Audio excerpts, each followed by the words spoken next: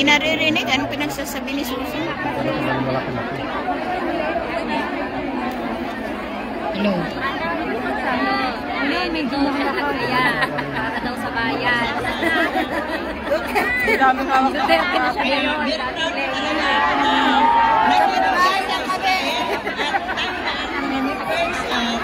Future officer kasi we are going for induction. Ito po ay malaki po naitulong talaga ng ating President Duterte kasi sa paniniwala natin na siya ay isang mabuting ama.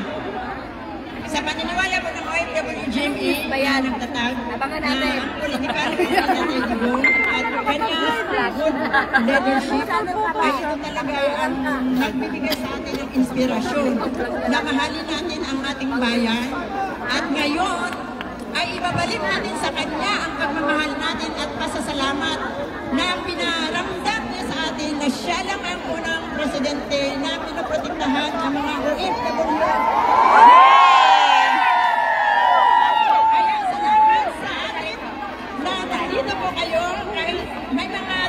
Binigyan talaga natin ito ng pagkakataon at salamat sa nag-organize nitong event. At maraming salamat din po sa mga vloggers at mga channel na nandito. Kayo para matulungan po natin ang future natin ng mga Senate na straight vote tayo!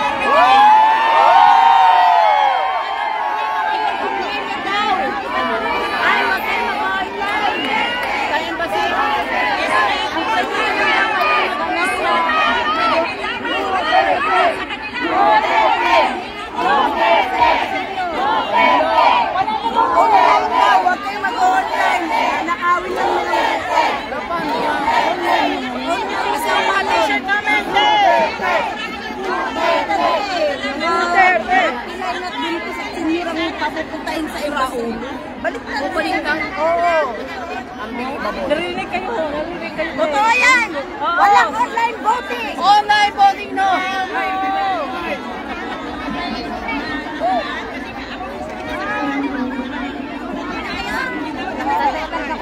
Wala akong maririnig. Dati Lenny ka eh. Wala akong naririnig. Wala nga. Nabudol. Nabudol. Nabudol sila, nabudol. Karen, Karen. Huwag kang mag-alala. Ito, substitute mo si Mama. Galing pa yan Pinas, pumunta lang dito sa Israel para mag-support. Happy birthday! Happy birthday!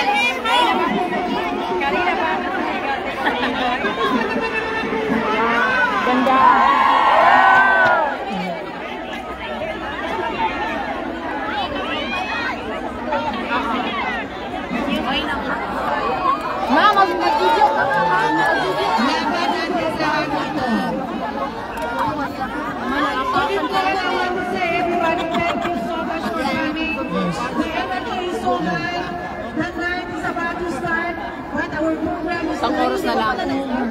Ay, di ba pala? Ay, gano'n?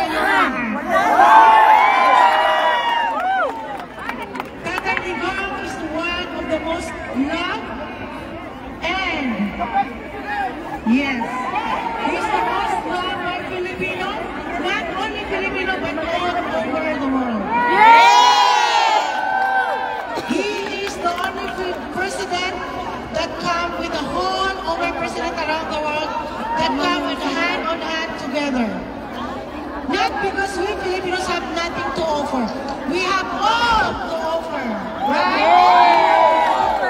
ng balalo. We always have something to put in our table.